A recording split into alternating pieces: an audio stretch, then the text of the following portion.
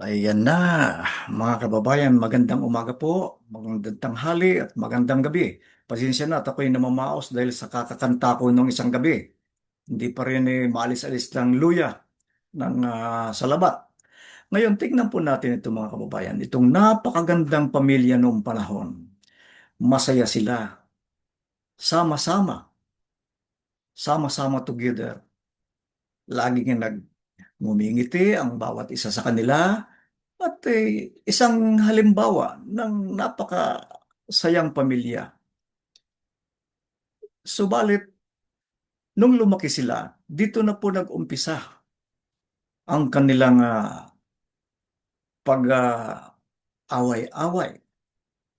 Actually, nag-umpisa ito noong maging Pangulo na si Bongbong Marcos.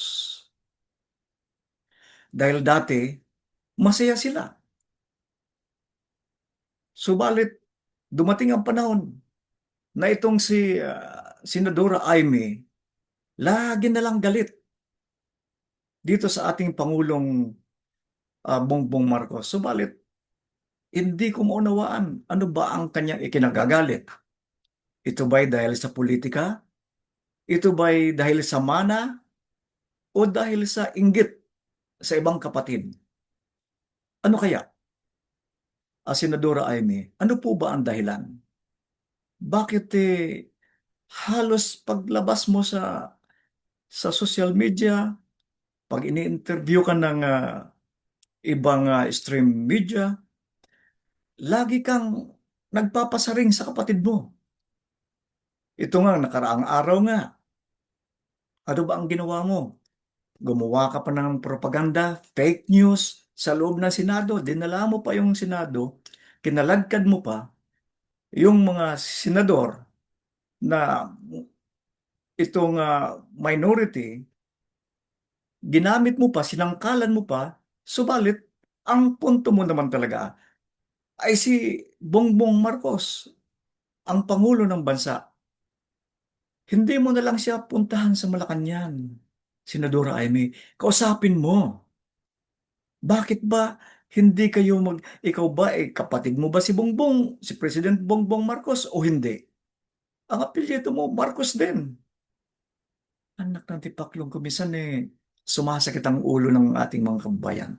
Dahil wala nang ginawa ito, kundi siraan ang kanyang kapatid sa maraming tao. Naka-live pa.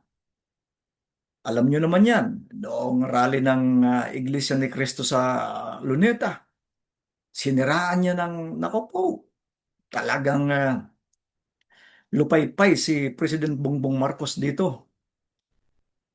Hindi ko talaga maintindihan. Puntahan mo.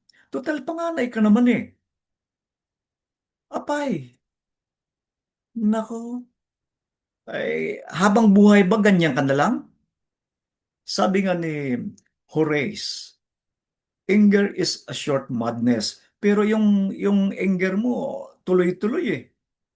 Baka naman kailangan mo ng magpa-check up. Ito pananaw ko lamang kasi wala nang tigil ang ano mo, ang galit sa iyong kapatid. Kapatid mo yan eh. Dapat katulungan mo. Bakit hanggang kahit saan ka pumunta, galit na galit ka sa iyong kapatid? Yan ba ang senadora ng bayan? Sa palagay ko, hindi nararapat yung ganyang ugali. Si President Bongbong Marcos tahimik lang. Tahimik lang siya. Kahit sinisiraan mo na, binabato mo ng putik, tahimik lang siya. Hindi ka ba naaawa sa kapatid mo? Dapat nga tulungan mo siya.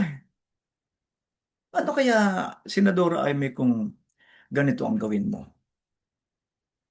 Kumustahin mo si Bongbong Marcos, ang ating presidente. Sabihin mo, kumusta ka, bunso? At sa tingin ko naman sasagot yan si Pangulong Bongbong ng okay lang ako ate. Magkasundo kayo. Ano ba naman nangyari sa inyo? Kung minsan, actually, hindi ko yung binuto si Bongbong Marcos na ngayon Pangulo. Ang binuto ko noon si Lenny Robredo. Ay, nako, talaga na naman na ang hirap maunawaan itong kuwan na to, pangyayari ng pamilyang ito.